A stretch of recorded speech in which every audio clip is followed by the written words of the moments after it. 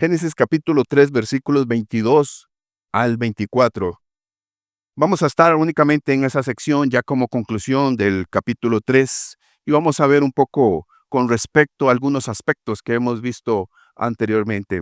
Moisés escribe de la siguiente manera al pueblo de Israel, diciendo: Y dijo Jehová Dios: He aquí el hombre es como uno de nosotros, sabiendo el bien y el mal. Ahora pues, que no alargue su mano, y toma también del árbol de la vida y coma, y viva para siempre. Y lo sacó Jehová del huerto de Edén, para que labrase la tierra de que fue tomado. Echó pues fuera al hombre, y puso al oriente del huerto de Edén querubines, y una espada encendida que se revolvía por todos lados, para guardar el camino del árbol de la vida. Padre, ponemos esta enseñanza delante de ti. Ayúdanos, Señor, a que tu palabra pueda entrar a nuestros corazones. Danos sabiduría para aceptar lo que tu palabra quiere decirnos, para corregir aquellos aspectos erróneos que tenemos en nosotros.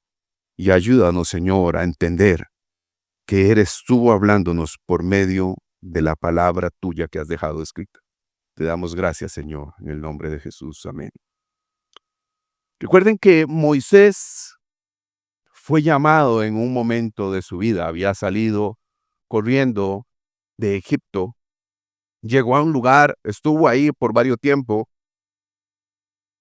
y mientras Moisés llevaba unas ovejas a pastorear cerca de un monte, Horeb, él ve algo extraño. Entonces se acerca, porque no estaba siendo consumido. Se acerca, y mientras él se acerca a ese lugar, escucha una voz que lo iba a llamar para cumplir con un propósito y con un plan específico para su vida, pero que iba a tratar con él personalmente. Esto es muy importante que lo recordemos. Hay hombres de Dios que cumplen el propósito y el plan de Dios, pero todos esos hombres de Dios que vemos en las Escrituras también tienen un trato personal de parte de Dios en ellos. Mujeres también que vemos.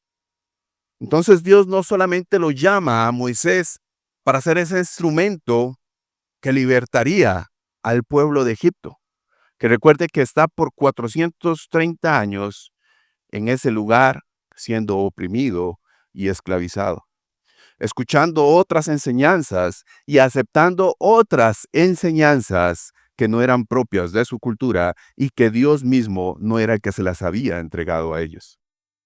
Dios se le aparece a Moisés. Y cuando Moisés le pregunta, pero ¿cómo tengo que darles a conocer quién es el que me está enviando? Dios le dice: usted me va a llevar a ellos y me va a hacer conocer a ellos como yo soy el que soy. Entonces, parte del propósito que Dios tenía para Moisés era que este pueblo reconociera, recordara que ellos eran pueblo del yo soy el que soy.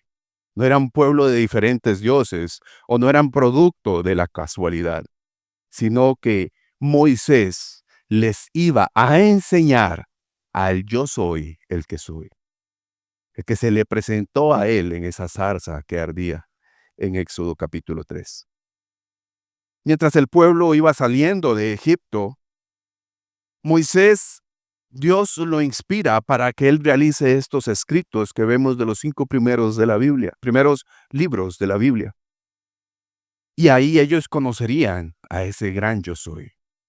Conocerían al Dios soberano que había creado todo lo que existe. Acuérdese muy bien esto.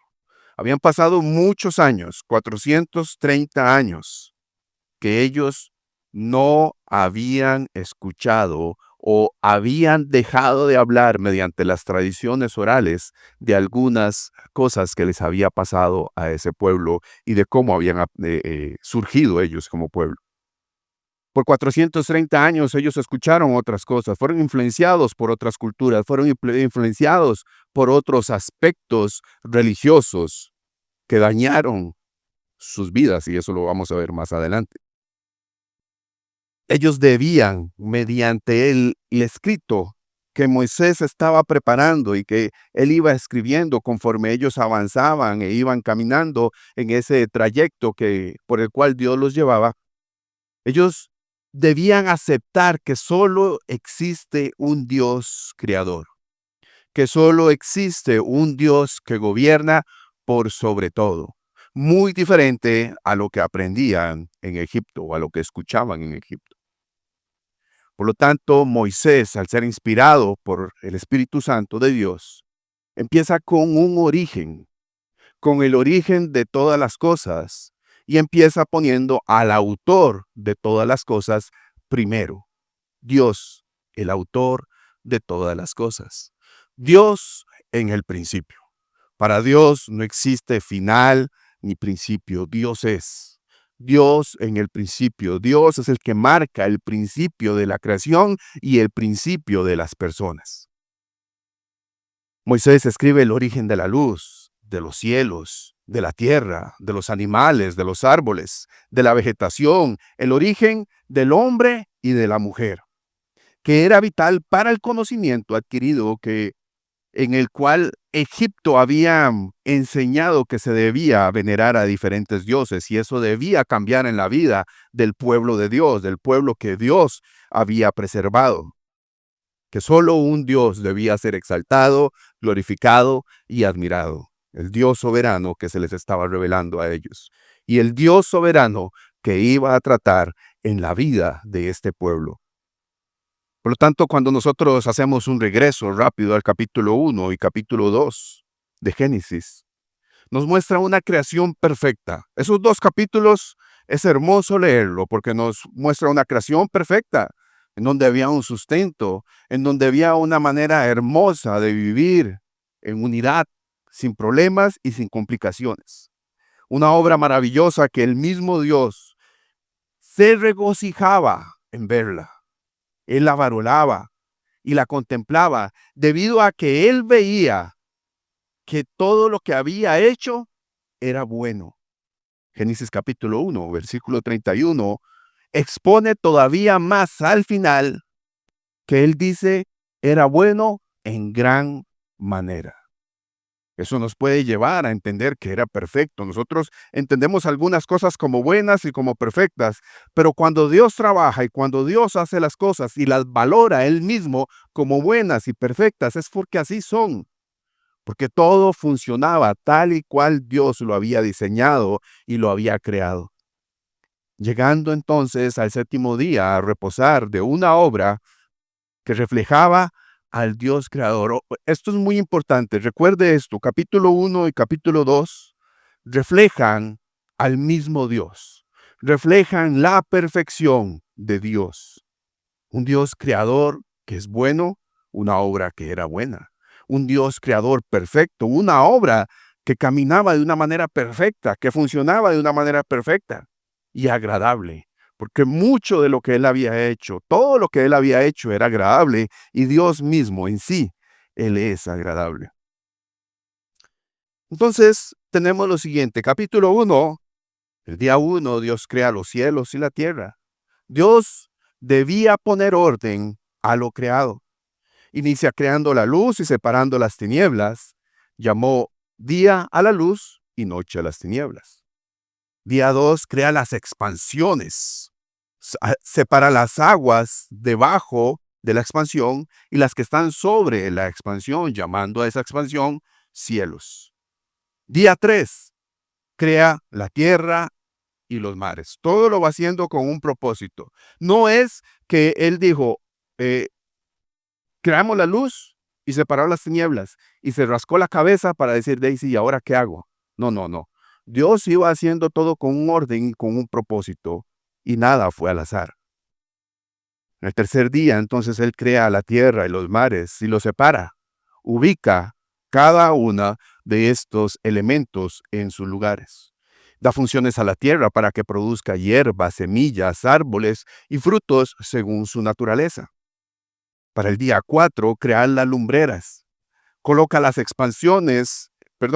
esas lumbreras en las expansiones de los cielos. La lumbrera mayor, el sol que hoy conocemos para el día, y la lumbrera menor, la luna que conocemos para la noche. Y así crea también las estrellas para alumbrar en la noche. Día 5, habiendo creado los mares, la tierra, la vegetación, los espacios en donde podían vivir los distintos seres que él había preparado, crea los seres vivientes para el agua. Crea los seres vivientes que iban a estar en los cielos. Todos los animales según su género, para que se multiplicaran y llenaran las aguas y los cielos. Vean qué hermoso cómo fue Dios diseñando todo y preparando todo de una manera perfecta y correcta, para que no se saliera nada de control de su creación. Día 6. Crea los seres vivientes de la tierra según su género. Todos los seres vivientes de la tierra según su género, para que pudieran fructificar, para que pudieran multiplicarse. Y llega ese momento en que Dios toma una decisión y dice, hagamos. Antes Él declaraba y se hacía. Antes Él declaraba y surgía y se producía. En ese momento toma un espacio en el día 6 para decir, hagamos. Hagamos. Sacó de su tiempo para crear al hombre, para formarlo a su imagen y a su semejanza. Ese hombre iba a tener un propósito que cumplir en todo lo creado. Ese hombre iba a tener un propósito que cumplir y que llevar a cabo. Debía trabajar, debía laborar, sí, debía gobernar, señorear sobre los peces, sobre las aves, las bestias del campo. Dios crea al hombre y a la mujer. Dos personas que iban a cumplir con el mandato de Dios de fructificar y de multiplicarse. Dios no creó otros géneros.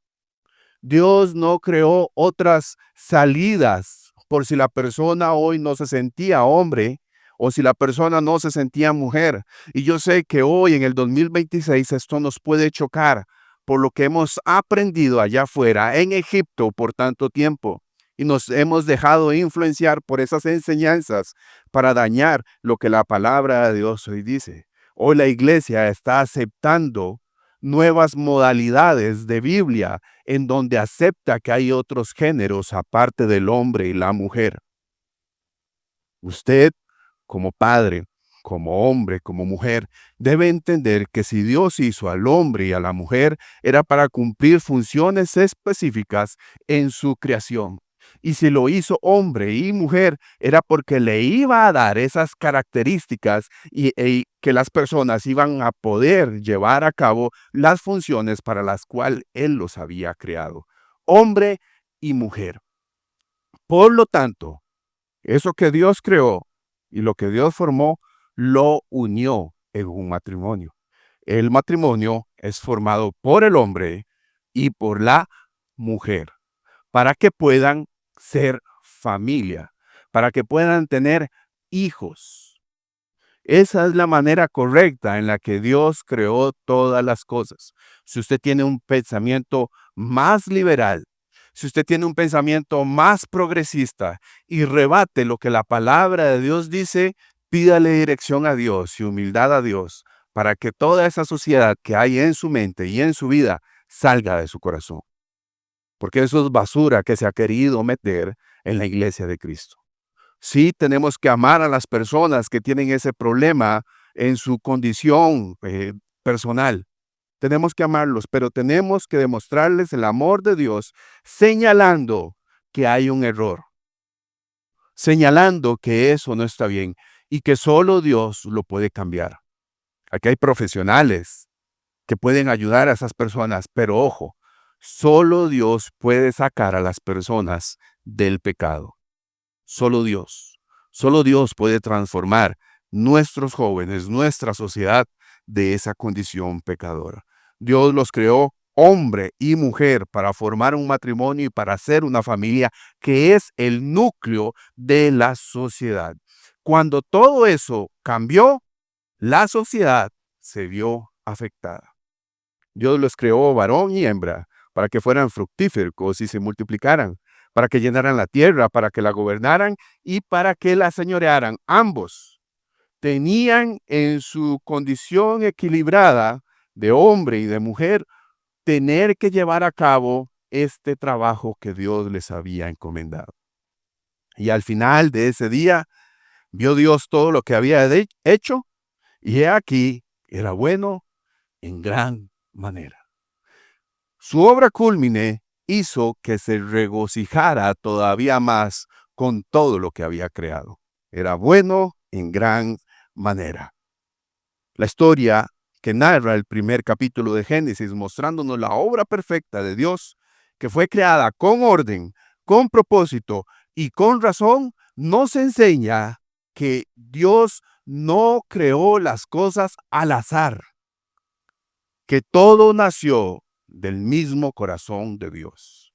Todo lo que usted ve hoy, el viento, las aguas, los mares, los ríos, las montañas, el cielo, el sol, las estrellas, la luna, las personas, todo eso ha sido creado con una razón y ha nacido del corazón de Dios.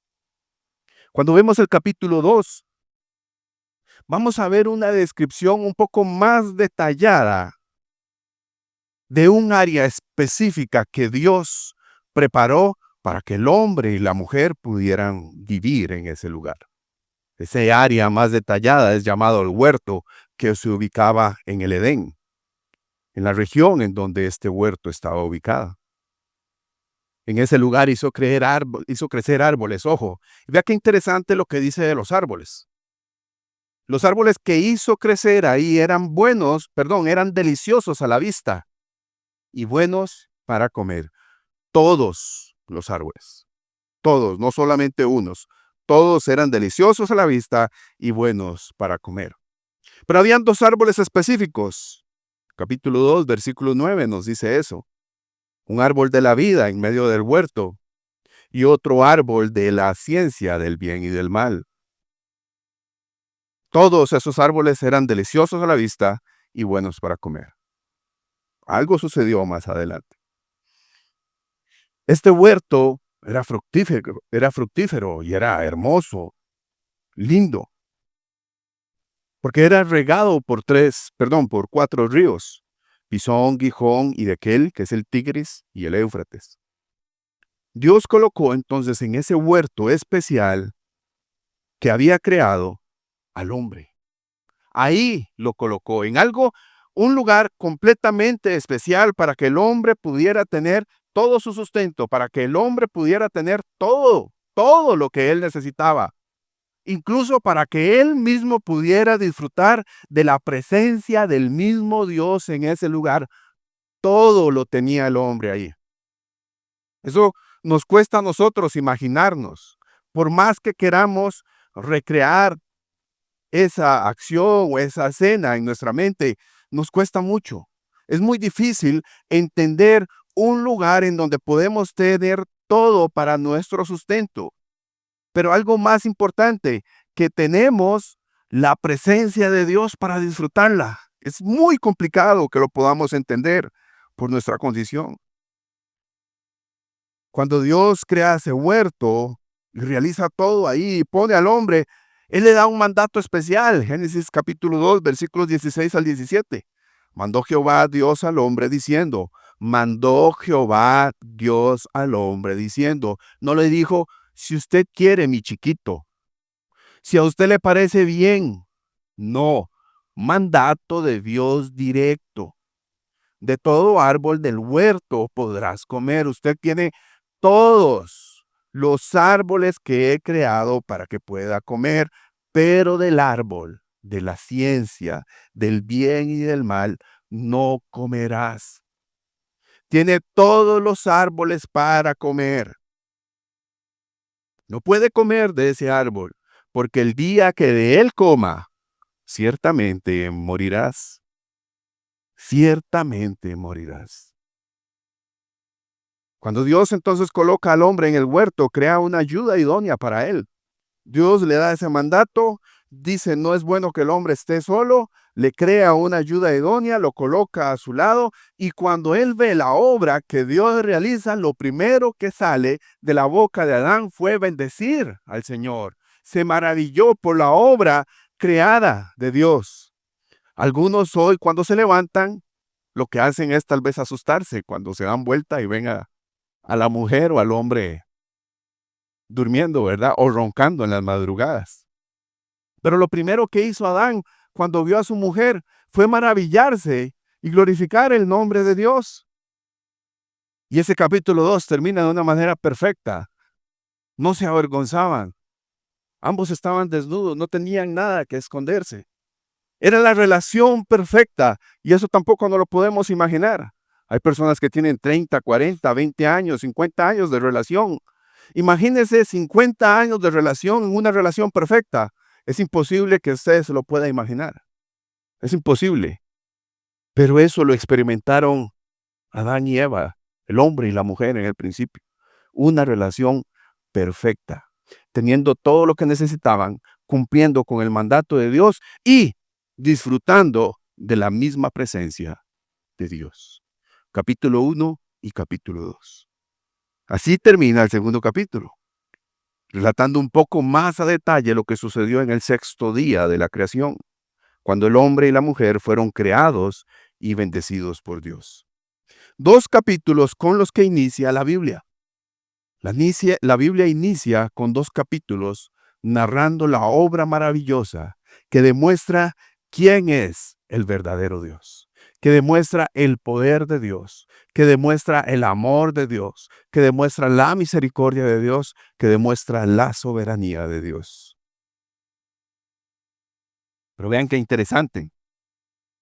Cuando llegamos al capítulo 3, vemos que este capítulo 3 narra lo siguiente: el origen de la desobediencia, el origen del pecado, el origen de la vergüenza, el castigo por lo que habían realizado, el castigo a la serpiente, el castigo a la mujer, el castigo al hombre. Y para terminar, si eso no era poco, con vergüenza, castigo, pecado, si eso no era poco, capítulos 22 al 24 termina con un destierro y expulsión de la tierra perfecta, del lugar en donde tenían todo el sustento, en donde podían disfrutar de la presencia de Dios, terminan siendo exiliados de ese lugar, siendo desterrados. Solo dos capítulos vemos en la lectura, en la narración que pasaron, donde todo era perfecto y bueno, donde no había vergüenza ni castigo. Y llegamos al capítulo 3. No sabemos cuánto tiempo pasaron en ese capítulo 1 o capítulo 2. No sabemos cuánto tiempo pasó en ese transcurso para que el hombre y la mujer llegaran a hablar con la serpiente, a desobedecer y a comer del fruto. Pero sí sabemos algo muy importante, que el pueblo, algo que nosotros tenemos, ¿verdad? Hoy, que el pueblo de Moisés, cuando le transmite estas verdades, no tenía. Nosotros tenemos ya un contexto más amplio de toda la escritura, tenemos un contexto más amplio de todo lo que se ha escrito, todo lo que ha sido revelado. Moisés le transmite verdades a este pueblo, así como le transmitió la verdad de la creación. En el capítulo 3 le transmite la verdad de lo que sucede con la desobediencia, la verdad de lo que sucede con el pecado, la realidad del castigo y que eso lleva a una conclusión que significa la separación de Dios, expulsión, destierro del huerto. Y van a pasar muchos años, hermanos, muchos años y siglos, en donde Dios va a trabajar para volver a hacer cielos nuevos y tierra nueva. Apocalipsis capítulo 21. Nosotros todavía estamos esperando eso, pero sabemos que Él lo va a hacer. Si Él creó todo desde el principio, Él lo va a terminar todo al final. La obra que redención va a empezar a realizar a partir del capítulo 3 todavía está en proceso, debido a que ese proceso terminará hasta que el lucero de la mañana aparezca y el príncipe de los pastores venga por los suyos. Venga para aquellos que se preservaron hasta el final, aquellos que corrieron la carrera, a fin de que reciban una corona incorruptible de gloria. Eso está en proceso. Hay un proceso que todavía nosotros estamos viviendo, pero ya hay una realidad, que ya alguien vino y que nos ha dado entrada de acceso al Padre. El origen entonces del pecado fue la desobediencia. Esto es muy importante. Y estaba escuchando a un pastor que admiro mucho, que decía que el origen de todos los pecados, de todos, no solamente el de Adán y Eva, de todos los pecados, es la desobediencia al mandato de Dios. Esa es la realidad del origen de todos los pecados, la desobediencia al mandato de Dios. Pero en medio de esa desobediencia, en medio de ese pecado, y con ese montón de años que nos relatan las Escrituras y en el que nosotros también estamos viviendo, podemos experimentar la grandeza de la misericordia de Dios en medio del pecado. ¿De qué manera muestra Dios su amor? De esa manera, que en medio del pecado Él es misericordioso para con nosotros, que preparó un plan de redención en el momento en que estaba pasando lo del pecado.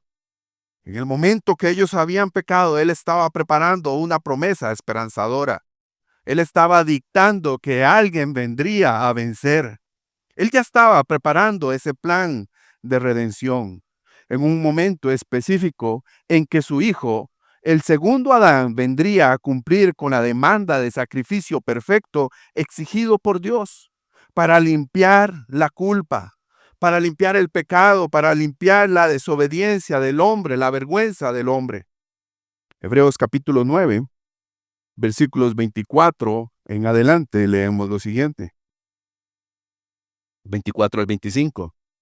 Porque no entró Cristo en el santuario hecho de mano, figura del verdadero, sino en el mismo cielo, para presentarse ahora por nosotros ante Dios. No fue cualquiera que se presentó por usted delante de Dios para limpiar ese pecado y limpiar esa culpa. Fue el mismo Hijo de Dios. Y eso no lo hizo para ofrecer muchas veces, dice el versículo 25, como entra el sumo sacerdote en el lugar santísimo cada año con sangre ajena. Ojo, eso el sacerdote lo hacía con sangre ajena. Jesucristo lo hizo con su propia sangre. Versículo 26 al final.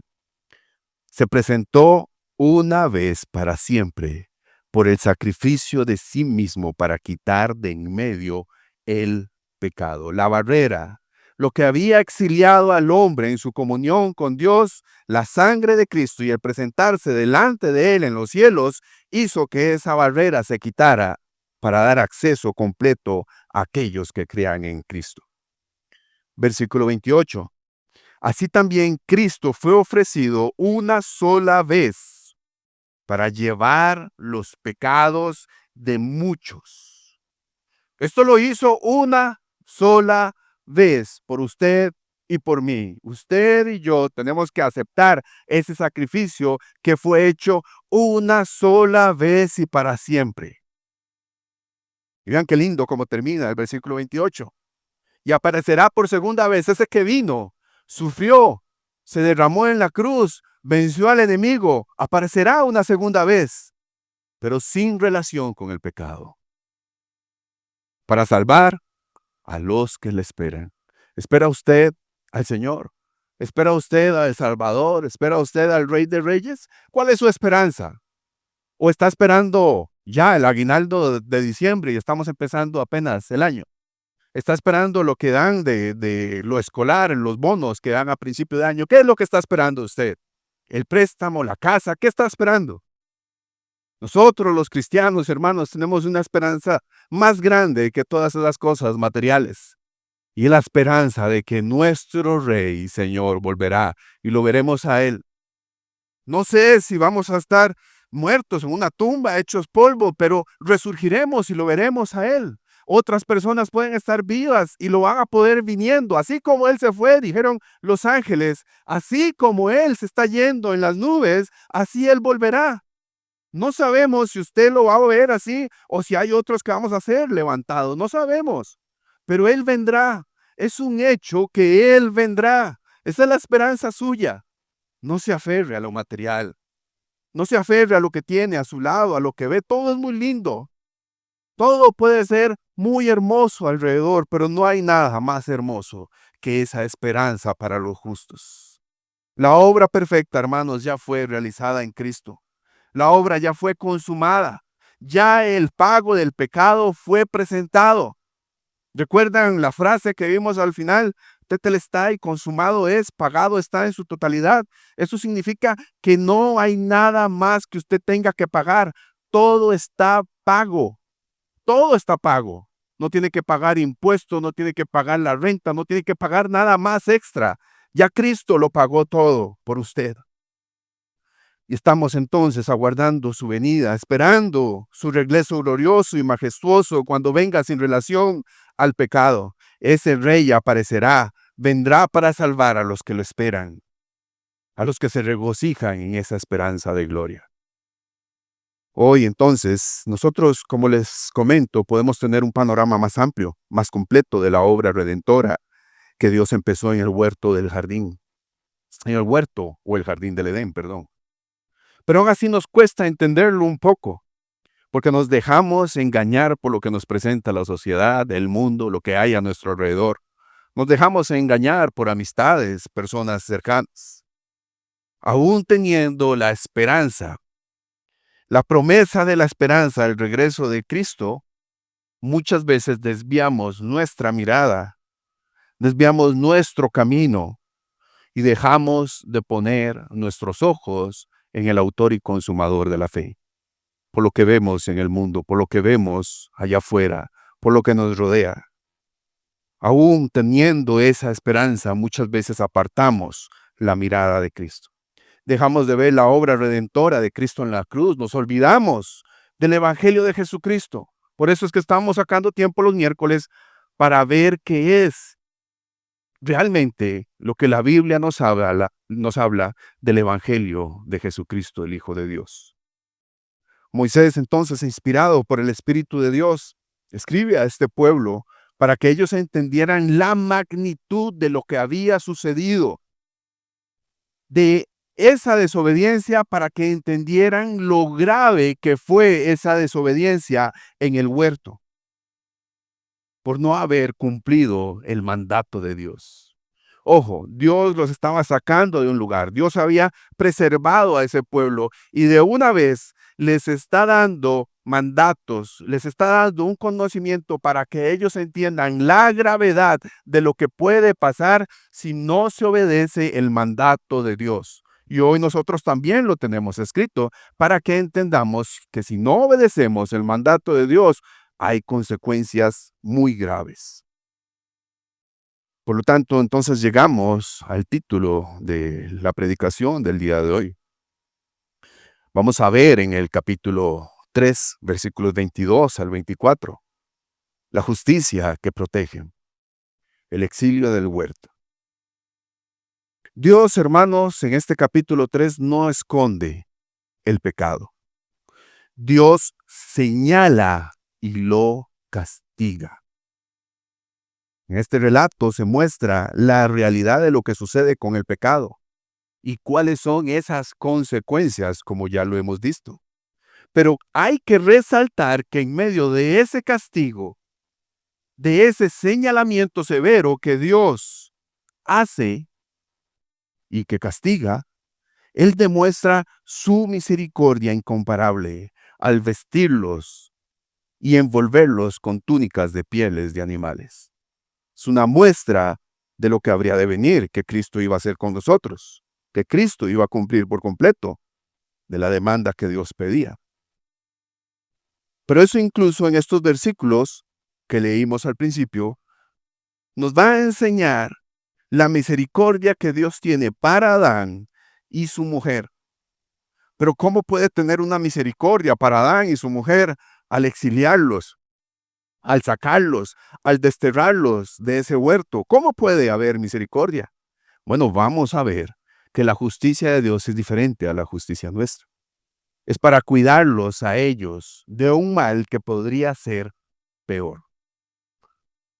Como primer punto, usted puede ver en esos versículos 22 al 24 del capítulo 3, usted puede ver como primer punto la compasión y protección de Dios.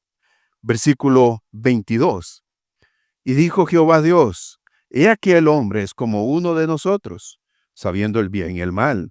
Ahora pues, que no alargue su mano y tome también del árbol de la vida y coma y viva para siempre. Compasión y protección. Punto número 1.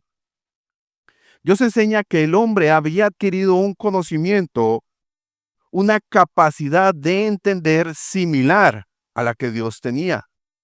El hombre y la mujer habían adquirido el conocimiento de saber lo que era el bien y el mal. Habían adquirido el conocimiento desde una manera personal. Ambos comieron, ambos realizaron el acto, ambos fueron desobedientes, ambos pecados. A través de esa experiencia personal de cada uno de ellos, adquirieron ese conocimiento del bien y del mal. Y eso, por lo tanto, los hacía similar a Dios en cuanto a ese conocimiento, no en cuanto a su omnipotencia, en su omnipresencia, no, sino en cuanto a ese conocimiento. Ya tenían percepción de qué era lo malo, ya tenían percepción y sabían qué era el pecado, lo que había generado en ellos el pecado. Entonces vemos de esta manera en el versículo 22, cómo Dios se compadece. Porque ellos en medio de la experiencia del pecado y que habían adquirido un conocimiento del mal, Dios se compadece para que ellos no extiendan su mano, coman del árbol de la vida y vivan para siempre en esa actitud y forma que habían adquirido con el conocimiento del mal en medio del pecado. El hombre y la mujer, dice Dios, no pueden vivir de esa manera siendo desobedientes a mi mandato por siempre. Ellos no pueden vivir de esa manera cargando con todo ese peso del pecado para siempre, con toda esa rebelión en contra mía para siempre. Vean la importancia de la decisión que Dios toma. No fue únicamente por expulsarlos y desterrarlos, sino fue para preservarlos y cuidarlos de que algo más grave sucediera en sus vidas, de vivir con pecado, con desobediencia y con rebelión delante de Dios por siempre.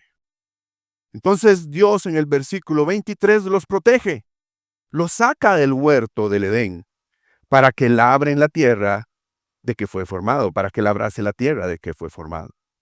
Dios los sacó, los echó de ese huerto debido a que había otro árbol que era delicioso a la vista y bueno para comer. Así como ellos vieron que era delicioso a la vista el árbol de la ciencia del bien y del mal, así como vieron que su fruto era delicioso y bueno para comer, así también ese árbol podría causar lo mismo en sus vidas.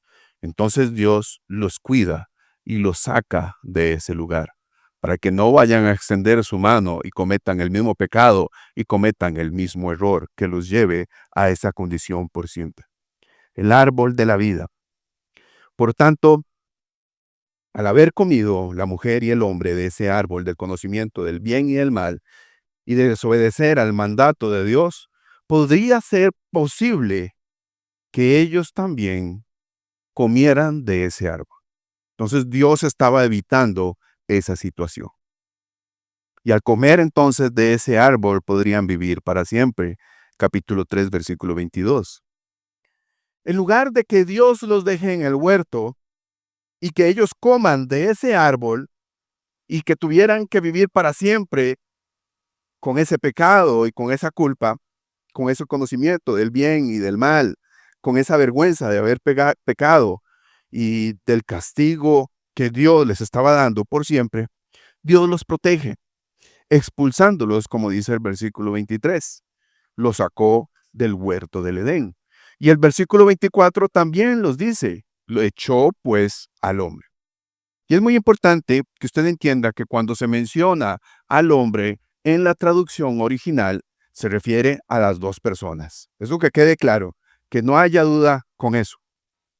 Se tiene que recalcar que así como dice el hombre, la mujer también iba a salir con él, para que no hayan conjeturas extrañas y que lo pueda llevar a usted a conclusiones en que la mujer se quedó en el huerto, Adán conoció a otra mujer y de ahí sale una descendencia extraña que como hay algunas suposiciones o deducciones de esta narración por ahí afuera. De manera entonces que Dios protege al hombre y a su mujer, pero de una manera muy drástica. Dios los protege de una manera muy drástica. Pero recordemos, esto es importante, cuando vemos ese texto, que Dios les está cuidando de que no vivan con el pecado para siempre, en rebelión o desobediencia para siempre, y que Dios los expulsa, nosotros podemos pensar, pero ¿por qué es tan drástico Dios? ¿Por qué está actuando de esa manera? Recuerde que Dios está tratando con el pecado. Y el trato de Dios para con el pecado es drástico y severo. Es fuerte. Y después eso usted lo puede ir viendo en la historia con el pueblo de Israel. ¿Cómo fue el trato de Dios con ese pueblo?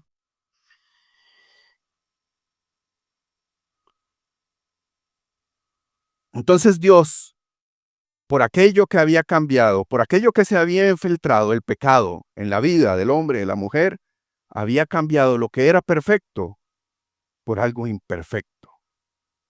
Aquello que era agradable a la vista, ahora era horrible delante de Dios, porque había pecado.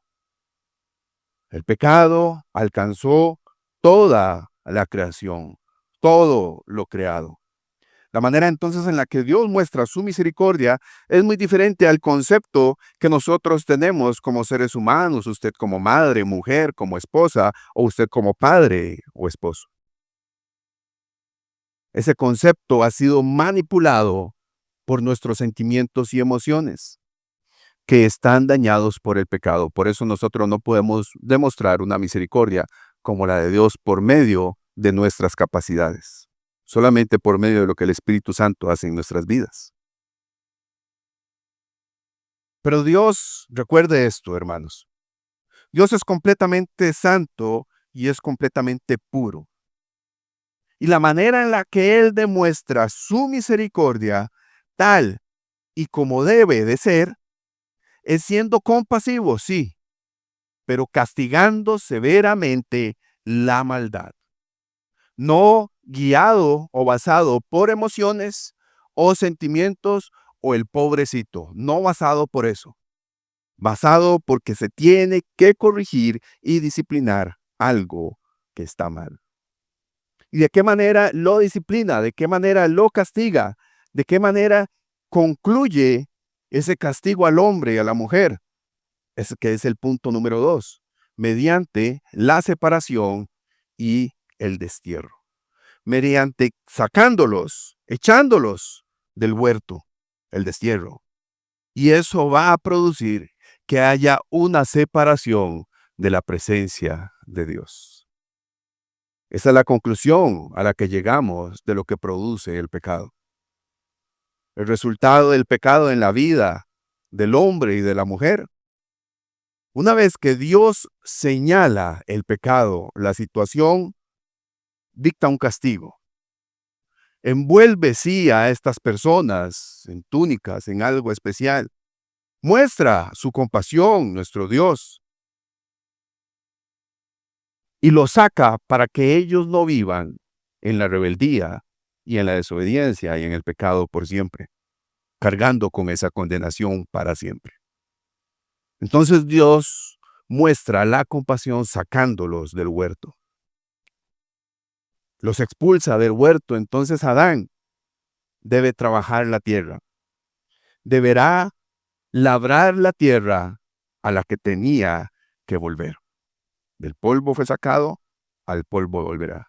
y ese polvo de donde fue sacado va a tener que sudar mucho, va a tener que trabajar mucho, laborar mucho para que pueda producir aquello que él nada más tenía que extender su brazo, agarrar y comer. Eso había cambiado. Todo lo creado había cambiado. Ahora debería aprender cómo producir todo eso que él lograba coger y agarrar. Todo eso que germinaba solo, ahora tenía que aprender cómo se tenía que hacer correctamente.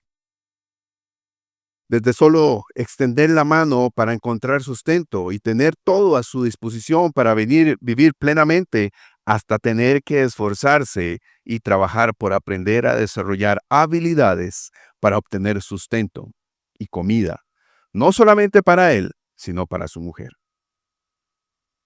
Un lugar en donde Adán y la mujer encontraban sustento, en donde tenían relación con Dios de una manera directa, donde Dios les hablaba a ellos de tú a tú, y donde Él mismo se paseaba por ese lugar, teniendo relación con ellos, a un lugar lejos de la presencia de Dios, a un lugar fuera de la presencia de Dios, donde ya Dios no se paseaba, donde ya ellos no solamente extendían su mano, donde ahora ellos tenían que trabajar y esforzarse para aprender y obtener algo para su sustento. Tuvieron que ser días muy difíciles para el hombre y la mujer, solos, desterrados, lejos de la presencia de Dios, tristes por haber pecado, cargando con esa vergüenza. Y ahora sí, ¿qué vamos a hacer? Ahora sí, ¿cómo podemos poner a producir la tierra? El Señor en su misericordia le dio las capacidades y habilidades para que ellos fueran desarrollando. Pero tuvieron que ser días muy complicados. Es como lo que a la mujer le pasa cuando es mamá por primera vez, que ya tiene a su chiquito en sus regazos y puede pensar, ahora sí, ¿quién me va a enseñar a ser mamá? ¿Cómo tengo que bañarlo? Yo recuerdo con Mateito, el pequeñito, o con Brianita, que al ser tan pequeñitos, tan suavecitos, ¿verdad? A uno les da miedo incluso cómo bañarlos, cómo pasarles el jabón, porque se puede caer, se puede quebrar, etcétera. Si eso pasa con nosotros en medio de una sociedad en donde tenemos muchos alcances médicos y muchas capacidades para solventar muchos aspectos que pueden ser problemáticos, ahora ellos que tenían que ver cómo crear algunas herramientas o cosas,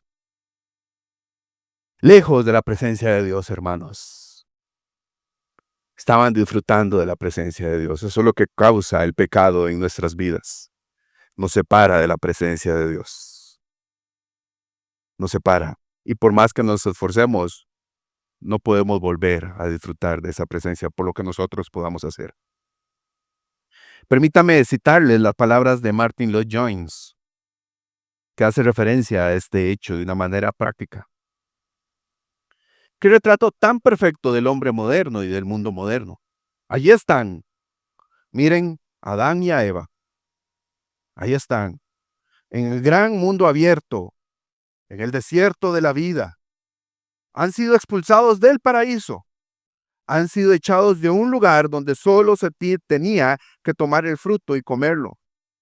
Y ahora están frente a un desierto estéril, solos y aislados, a merced de toda clase de animales y bestias, sin saber qué hacer y frustrados y confundidos, sintiendo una terrible soledad, con el problema de la vida cayendo pesadamente sobre ellos. Ahí están esas dos personas, esa pareja.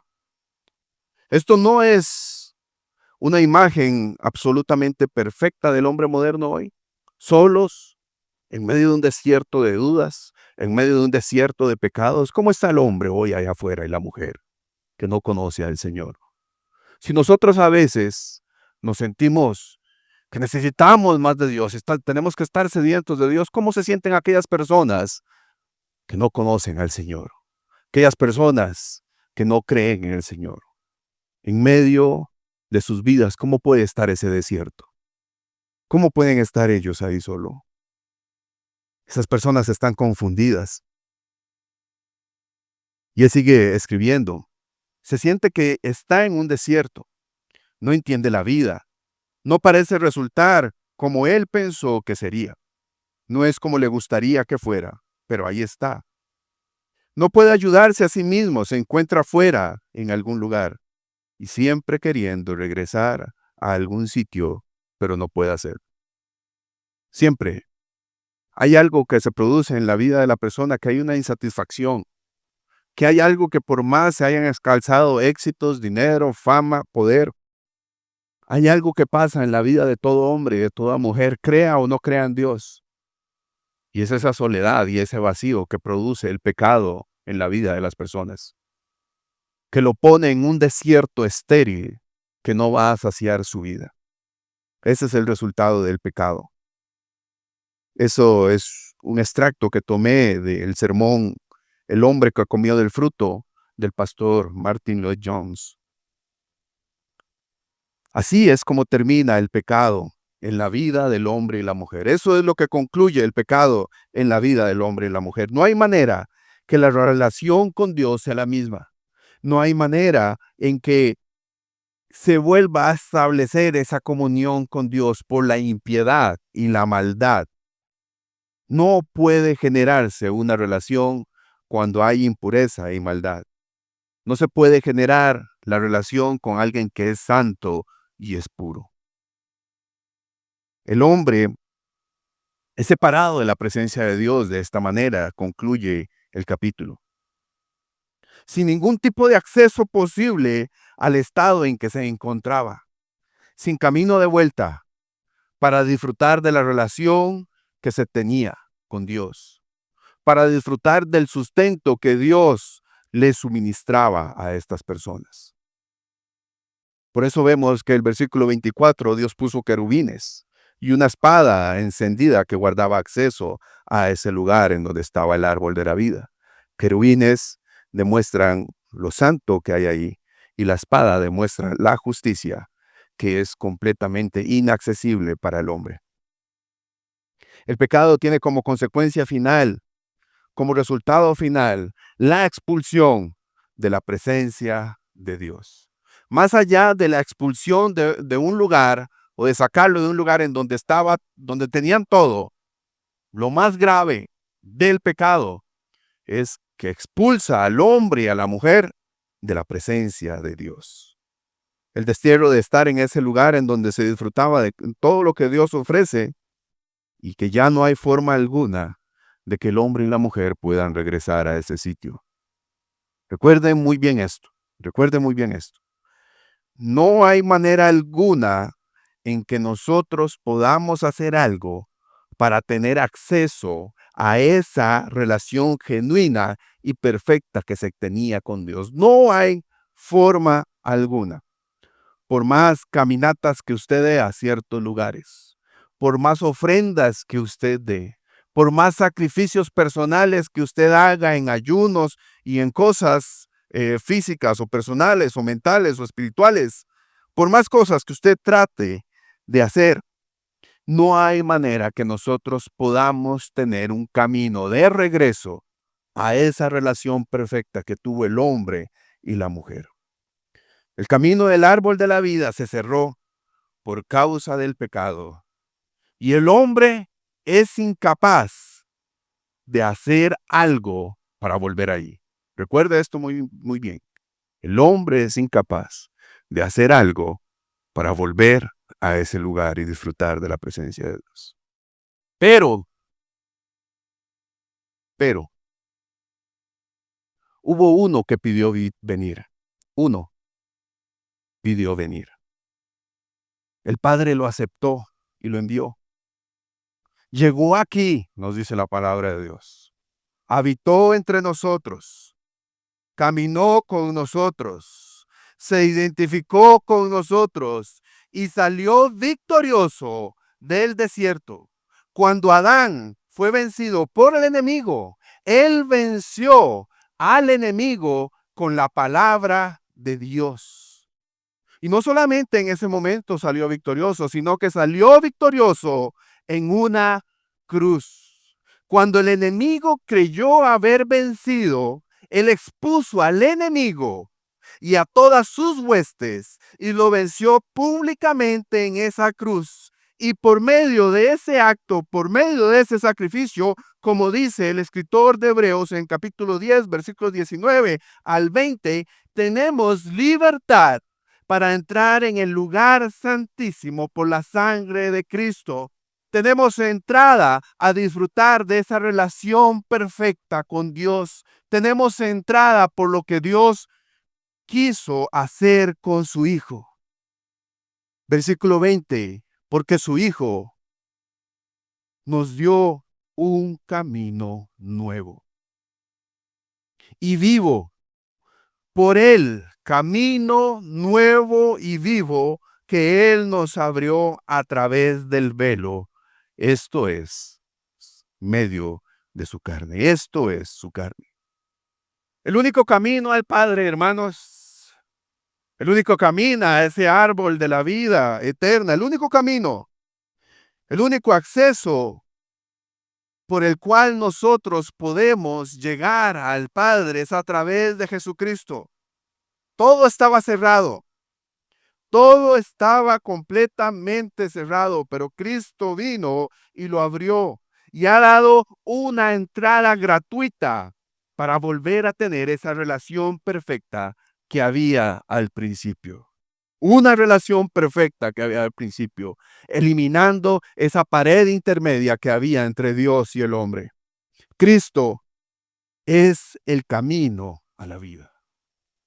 En la historia, hermanos, de la redención, de la restauración del pecado, Él es el único, Jesús es el único que puede restaurar al hombre con Dios. Solo Él nos pudo hacer santos y justos para que volviéramos a disfrutar de esa relación.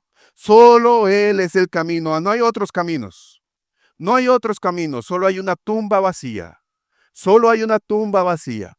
Y solo hay uno por el cual muchas personas siguen siendo perseguidas por proclamar su nombre. Solo Él es el camino. Y Él, que Él es el camino. Él que abrió esa entrada gratuita al Padre y que roció todos los pecados con su sangre y que nos dio acceso a Él. A Él lo veremos en las nubes descendiendo y estaremos para siempre con Él, disfrutando de cielos nuevos y de tierra nueva. Así como todo fue perfecto, Él lo hará perfecto y usted y yo disfrutaremos en esa esperanza cuando Él venga gloriosa. Amén.